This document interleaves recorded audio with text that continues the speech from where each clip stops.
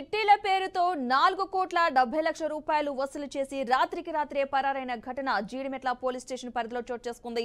హైదరాబాద్ చింతల్ వెంకటేశ్వర నగర్ లో నివాసం ఉండే నాగమన్నయ్యలు గత 12 ఏళ్లుగా 1 లక్ష నుండి 10 లక్షల వరకు చిట్టీలు కట్టించుకుని మోసం చేశారని బాధితులు వాపోయారు.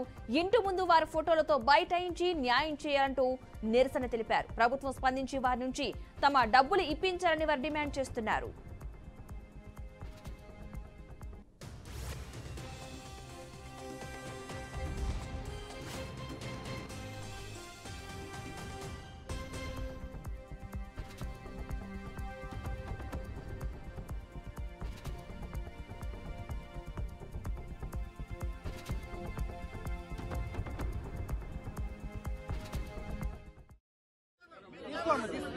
తీయనా తీ ఫోటో తిని కూడా తీసుకోండి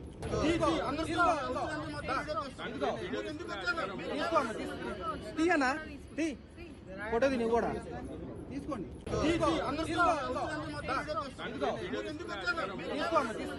తీయనా తీ ఫోటో తిని కూడా తీసుకోండి.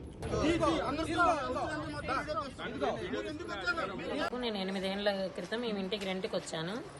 మేము సొంత ఇల్లు కొనుక్కోవాలని దాచుకుంటూ ఉన్నాము. ఎక్కడ చీటీలు వేయద్దు, నా దగ్గరే వేయని చెప్పింది. 5 లక్షల చీటీలు ఐదు ఉండే, మళ్ళీ 10 లక్షలవి వెయ్యి ఎక్కడో ఏం కడతావు అని మా ఆయన దూరం ఉన్నాడు. నేను కూడా ఆర్టీసీ ఎంప్లాయీ.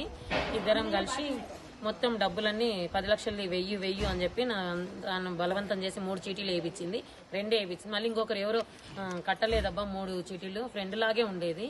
అట్లా నేను నమ్మిన 10 లక్షలు 3 వేశాను.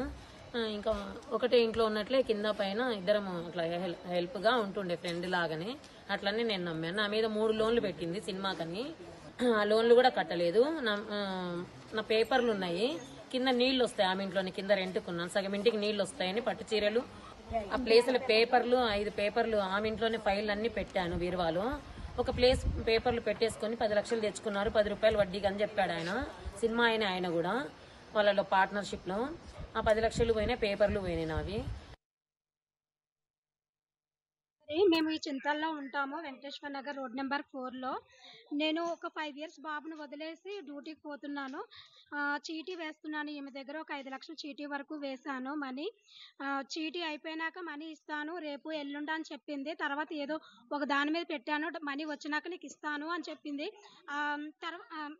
ఒక రోజు నేను అదేంటి చీటీ వేసింది అవసరానికి కదా వేస్తాం మేము, నువ్వు మనీ ఇవ్వకుండా ఎలా చేస్తే ఎలా అక్క అని చెప్తేనేమో వచ్చి చెక్కులు అవి కూడా రాసిచ్చింది. సరేలే చెక్ అవి రాసిచ్చింది కదా, ఇంకా 15 రోజులే కదా అంటుంది కదా అని సాగాను.